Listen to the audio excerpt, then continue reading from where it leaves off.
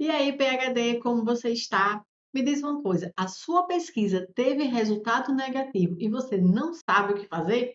Depois da vinheta, você vai descobrir o que fazer quando a sua pesquisa tiver algum tipo de resultado negativo. Assista até o final.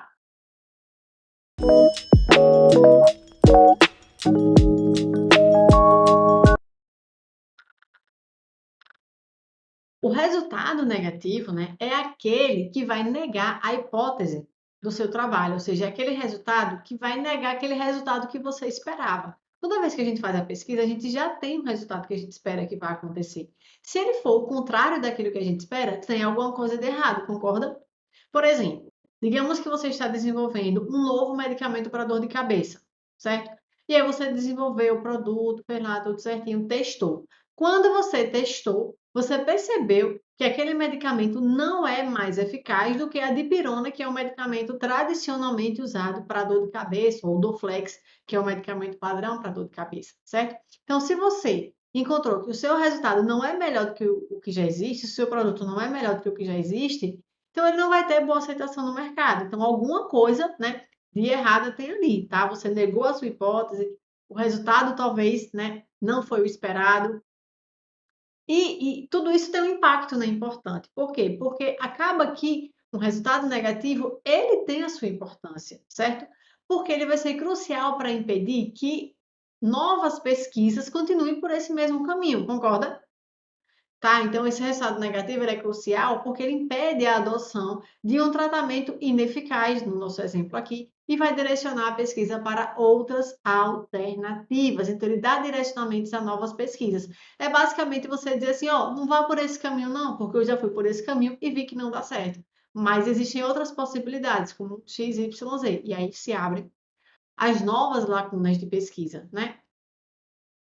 E o que fazer, então, diante de um resultado negativo, tá? Então, primeira coisa, se você rodou uma análise de dados, se você fez um experimento em um equipamento, se você coletou um dado e esse dado não era o que você esperava, a primeira coisa que você tem que fazer é eliminar ali o fator humano, né? O fator de que aconteceu algum erro naquela coleta, tá? Então, o ideal é que você revise o método que foi usado, que você repita o experimento, tá? Se for o caso, 2, 3 vezes, para garantir que aquele resultado, ele realmente é aquilo mesmo, tá? É igual os americanos falam, it is what it is, né? É o que é, tá? Então, se ele é realmente negativo, é porque é o que é. Então, vamos justificar isso, vamos publicar, vamos mostrar para a literatura científica que outras pessoas não devem ir por esse caminho que dá esse resultado negativo. Mas você tem que ter certeza disso, né? Que não foi um erro ali na hora da análise do dado, tá?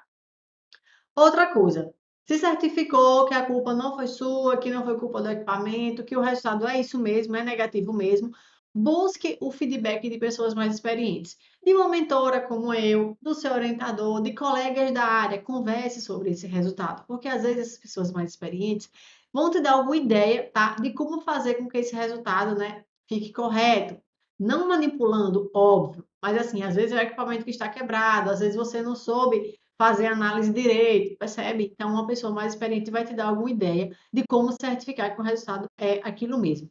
E depois, né, você pode também considerar a possibilidade de fazer ajustes no método para que você consiga coletar o dado que faça sentido, tá? Só que no meio disso tudo, o aluno de mestrado e doutorado se sente muito frustrado. Por quê? Porque você investiu tempo, dedicação, você tinha uma expectativa muito alta para aquele resultado e ele foi negativo, tá? Então, como lidar com essa frustração? Primeiro, entender que isso faz parte do processo de pesquisa, tá? A coisa mais comum no meio científico é dar errado, o difícil é dar certo. Então, por isso que muitos projetos a gente repete, repete, troca de tema, não sei o quê, ou então experimento, você repete, repete inúmeras vezes. Quantas e quantas vezes eu repeti meus experimentos de doutorado de sanduíche? Incontáveis, tá? Por quê? Porque até estava bom, mas dava para melhorar. Fora aqueles que já deram errado. Então, assim, repetir faz parte do processo de lapidação para que você tenha certeza de que tem um resultado robusto, tá? Busque ajuda também, né, de pessoas para te ajudar a lidar com essa frustração, para que você veja que isso realmente acontece, né, que não foi só com você. Não é porque você tem azar, não é isso, é porque os resultados dão negativo mesmo. Então, busque ajuda para ver, às vezes não foi analisado corretamente, ou o experimento não foi feito de forma adequada, tá? E pense que sempre é possível reajustar a rota.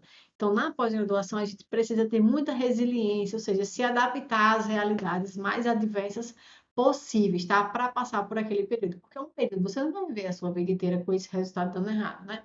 Ou você vai mudar de foco, ou vai mudar de projeto, alguma coisa vai ter que acontecer para você poder terminar, certo?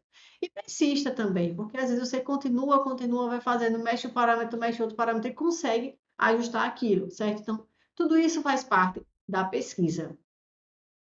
Olha, quais são os próximos passos, então, que eu vou dar, né, depois de lidar com tudo isso? Entender que resultado negativo também é resultado. Se você testou todas essas possibilidades e ainda assim o resultado continuou sendo negativo, entenda que ali é um resultado negativo e tente publicar. Existem revistas científicas que publicam resultados negativos, tá? Agora, o pesquisador tem mania de, quando o resultado é negativo, engavetar, tá? Isso não pode acontecer, porque o resultado negativo ele também ajuda o progresso da ciência. Basicamente dizendo, não, não vá por aqui não, que eu já fui por esse caminho e não deu certo, né? Como eu já falei, tá? E outra coisa, aprimora, né, futuras pesquisas, abre novas lacunas. Então, considere também mudar o foco da pesquisa, certo? Já aconteceu, por exemplo, da gente trabalhar com um produto natural e ele nunca dá um resultado bom. Então, o que a gente fez? Trocou o produto natural, repetiu o mesmo método e já deu certo. Então, tudo isso pode acontecer. Na minha pesquisa de doutorado, por exemplo, eu trabalhava com dois produtos naturais. Um dissolvia bem, o outro não dissolvia bem. Se eu via que não dissolvia bem, eu tinha duas possibilidades de trabalhar, eu tinha que fazer uma escolha. Ou eu ia viver batendo na cabeça 4 anos para fazer aquele dissolver bem, ou eu ia tomar uma decisão na minha vida. E daí eu tomei uma decisão, eu fiz uma busca na literatura, percebi que aquele que dissolvia bem era uma molécula mais promissora e foi com ela que eu segui meus experimentos. Então, veja, resiliência, cheguei lá, me adaptei a uma outra realidade, abandonei aquela ideia de ir com as duas, fui com uma só e deu certo. Então, a gente precisa também mudar o foco, né, quando for necessário, saber reajustar a rota quando for necessário. Então, resumindo, né, o que a gente falou aqui, o que você deve fazer quando se vê diante de um resultado negativo? Certifique-se de que ele é negativo mesmo, né? Garanta isso. Depois, reajuste a rota, se for possível, e entenda que resultado negativo também é resultado, faz parte do processo científico e defenda essa ideia, né? E agora me conta, o que é que você quer ver de conteúdo no nosso próximo vídeo aqui da série Descomplicando a Escrita Acadêmica? Me conta aqui nos comentários. Aproveite também para compartilhar esse vídeo com o máximo de alunos de mestrado e doutorado que você puder. Vamos juntos levar a CGPHD para o maior número de pessoas possível. Se inscreva no canal para receber os nossos conteúdos sobre escrita acadêmica e pós-graduação. E se quiser conhecer os meus produtos, tá? Que eu ofereço aqui para que você consiga escrever bem melhor e de forma mais rápida os seus textos acadêmicos, é só clicar aqui no link da descrição para conhecer o TeseTubo, a mentoria, o Decola na plataforma e tantos outros produtos pensados especificamente para te ajudar na jornada da pós-graduação. A gente se vê no próximo vídeo. Até mais!